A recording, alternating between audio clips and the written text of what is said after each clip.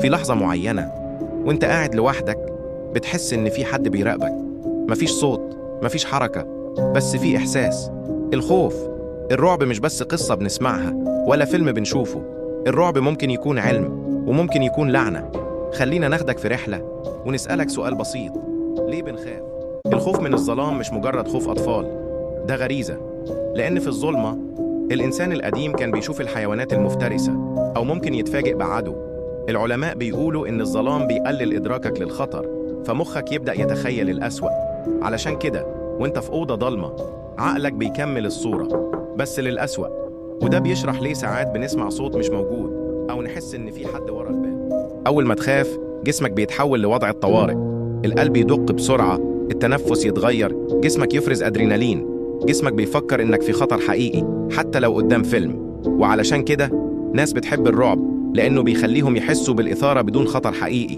زي ما تركب لعبة مرجيحة سريعة تعرف إنها آمنة بس جسمك بيتجنن. تعال نرجع ورا شوية. في حضارات كانت بتخاف من أرواح الغابة وأخرى من مخلوقات البحر. في أوروبا ظهرت أسطورة السيدة البيضاء، امرأة ماتت بسبب خيانة وروحها بتظهر على الطرق في الليل وتركب مع السائقين. في أمريكا شافوا سلندر مان، راجل طويل جدا ملامحه مش واضحة، بيظهر في الصور القديمة ويخطف الأطفال. المرعب إن في أطفال حاولوا يؤذوا أصحابهم بسببه، وده بيفتح باب تاني. هل الخيال ممكن يتحول لحقيقة؟ في بيت في أمريكا اسمه أميتيفيل اشتهر بإنه مسكون. العيلة اللي سكنت فيه سمعوا أصوات، شافوا حاجات غريبة، وفي الآخر هربوا. العلماء بيقولوا إن ده ممكن يكون بسبب الغاز أو التوتر النفسي، بس في حالات تم تسجيل أصوات ما كانش فيه تفسير ليها. السؤال: أنت لو سمعت خطوات في بيتك وأنت لوحدك هتتصل بالشرطة ولا الشيخ؟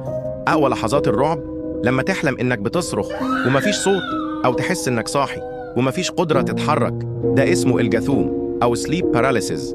العلم بيقول إن جسمك بيصحى قبل مخك، وده بيخليك تحس إنك محبوس. لكن في كل الحضارات الناس شافت كيانات قاعدة على صدرها، في ناس شافوا شيطان أسود، وفي ناس شافوا ست عجوز.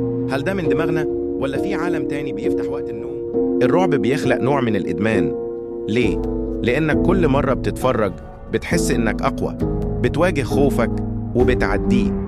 لكن العلماء بيقولوا إن الإفراط في الرعب ممكن يسبب توتر مزمن، قلق، وحتى هلوسة. علشان كده خد بالك من الجرعة، وخد بالك من اللي بتفتحه على نفسك. الرعب مش بس قصة تخوفك، ده رسالة من جسمك ومن عقلك إن في حاجة بتحاول تطلع. إيه أكتر حاجة خوفتك في حياتك؟ اكتب لنا في التعليقات، وابقى معانا في الحلقة الجاية لما نحكي عن أكتر الكائنات المخيفة اللي قالوا إنها موجودة فعلاً. ولو استفدت دوس لايك واشترك وفعل الجرس علشان الجحيم لسه ما بدأش.